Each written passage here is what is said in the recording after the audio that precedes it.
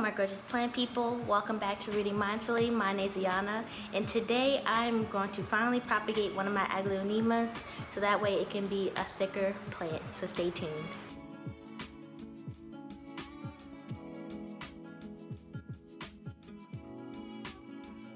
Hey guys, welcome back to the channel. So like I said, I'm going to propagate one of my aglaonemas, and the reason why I'm propagating this aglaonema is because of this long stem, and I just basically want to cut it down so that way I can stick this stem further into the pot, so that way this plant will look much fuller.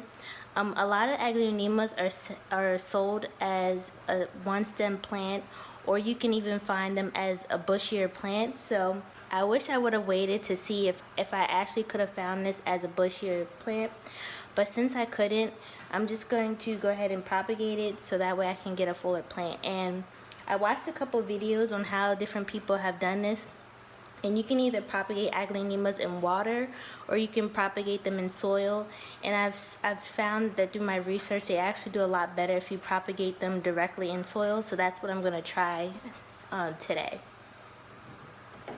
So first I'm going to just use these shears that I got from Vivo Sun, and this was the 2-pack that I showed you guys when I was using this in one of my last videos. So I'm just going to use the thicker shears, and I'm basically going to propagate the plant at the junctures, kind of like it's like their version of their nodes. So I'm just going to cut in between. I'm going to cut right here in between those points.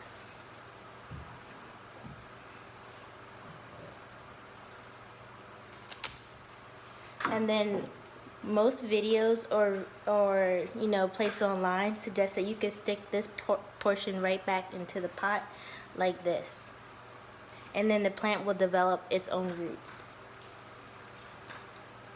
And you also don't want to get rid of the stem, because you can also grow new leaves from the stem.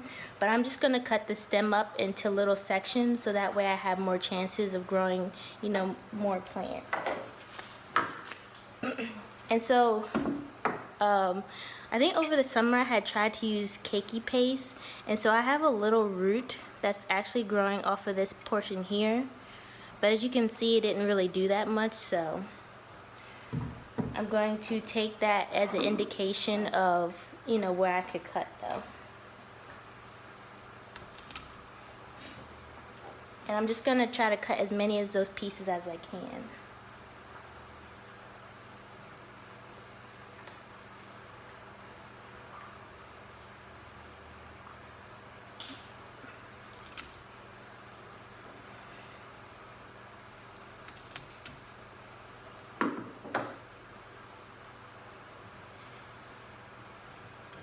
And as you can see, this little portion here curves, so it's kind of hard to cut any more of this. But I could probably actually get one more piece from this section. So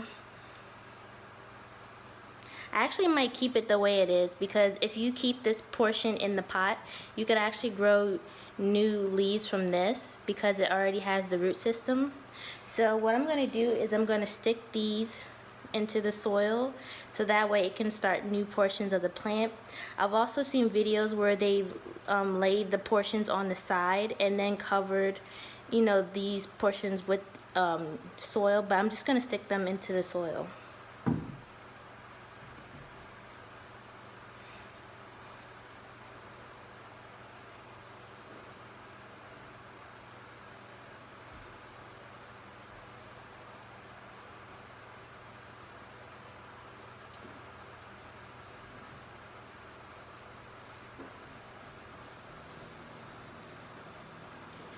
And then I'm going to stick this main portion into the stem, into the soil.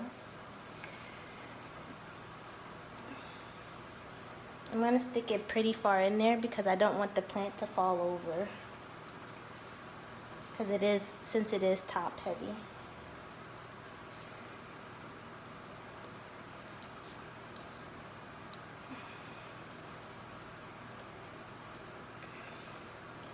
Alright, so if you can see this, I actually have about 5 pieces of this aglaonema. I have the top piece.